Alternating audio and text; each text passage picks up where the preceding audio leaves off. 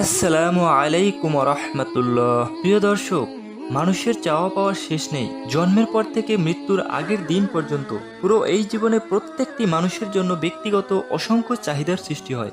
এই জন্য রব্বুল আলামিন বলেছেন, তোমরা আমার কাছে চাও, আমি তোমাদের ডাকে সাড়া দিব। আবার আল্লাহ রব্বুল আলামিন অতি লোভীদের উদ্দেশ্যে নিজেই পবিত্র কোরআনে বলেছেন, আল্লাহকুমুত্তাকাসুরু হাত্তা জুরতুমুল মাকাবির, অর্থাৎ তোমরা বেশি বেশি চাওয়া তোমাদেরকে কবর পর্যন্ত নিয়ে যাচ্ছে। তো প্রিয় দর্শক, মানুষের এই আরোহের কিন্তু শেষ নেই। আল্লাহ পাক নিজেই মানব জাতির এই গুণের বর্ণনা করেন যে মানব জাতির আরো বাঁচবো, আরো খাবো, আমার আরো চাই। অর্থাৎ আপনার যদি একতলা বাড়ি থাকে, আপনি চিন্তা করবেন যে আমি 2 তলা বাড়ি কবে করব। আপনার যদি 4 তলা বাড়ি থাকে, তাহলে আপনার মাথায় ঘুরবে আমি 5 তলাটা কবে কমপ্লিট করব। কিন্তু এই চাওয়ার শেষ হবে না। এ বিষয়ে রাসূল সাল্লাল্লাহু আলাইহি সাল্লাম বলেছেন, আদম সন্তানের পেট হচ্ছে পৃথিবীর সবচেয়ে গভীর গর্ত।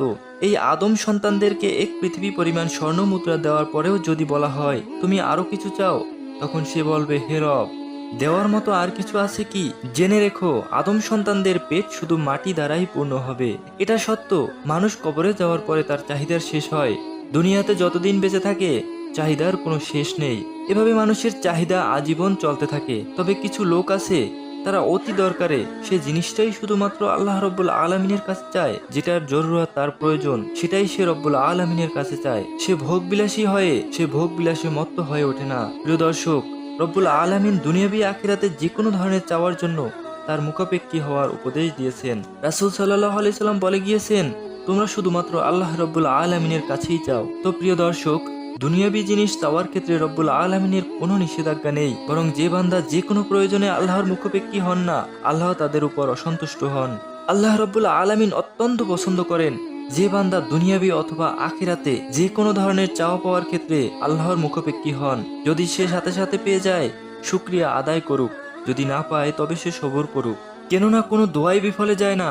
হয় আল্লাহ সাথে সাথেই দিয়ে দেন, না হয় আল্লাহ রব্বুল আলামিন ধৈর্যের ফলে দান করেন, অথবা আখিরাতে এর জন্য উত্তম কিছু দান করেন।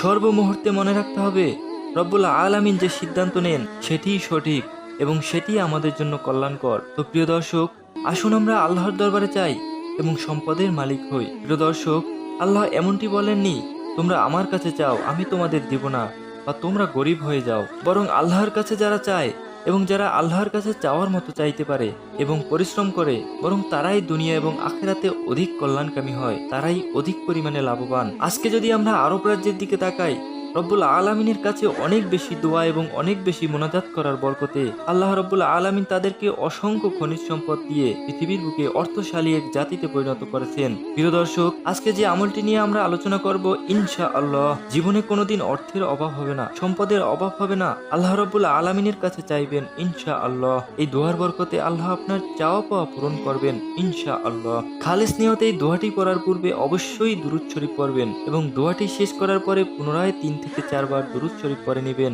প্রিয় দর্শক, দোয়াটি হচ্ছে, আল্লাহুম্মা ইন্নী আউযু বিকা মিনাল কুফরি ওয়াল ফাকরি ওয়া আউযু বিকা মিন আযাবিল কবরি লা ইলাহা ইল্লা আনতা সুবহানাল্লাহ। প্রিয় দর্শক, দোয়াটির অর্থ হচ্ছে, হে আল্লাহ, আমি আপনার কাছ থেকে কুফরের হাত থেকে আশ্রয় চাই, আপনার কাছে আমি অহংকারের হাত থেকে আশ্রয় চাই। ইয়া আল্লাহ, আমি কবরের আযাব হতে মুক্তি চাই, আপনি ব্যতীত আর কোনো ইলাহ নেই। প্রিয় দর্শক, এই ফজিলতপূর্ণ দোয়াটি আপনারা মুখস্থ করে নেবেন এবং আপনারা প্রতিদিন এই দোয়াটি ইবাদতের পর পবিত্র অবস্থায় 3 বার করে পড়বেন। নামাজের পর অথবা জিকিরের পর অথবা কোরআন তেলাওয়াতের পর পড়বেন, ইনশাআল্লাহ।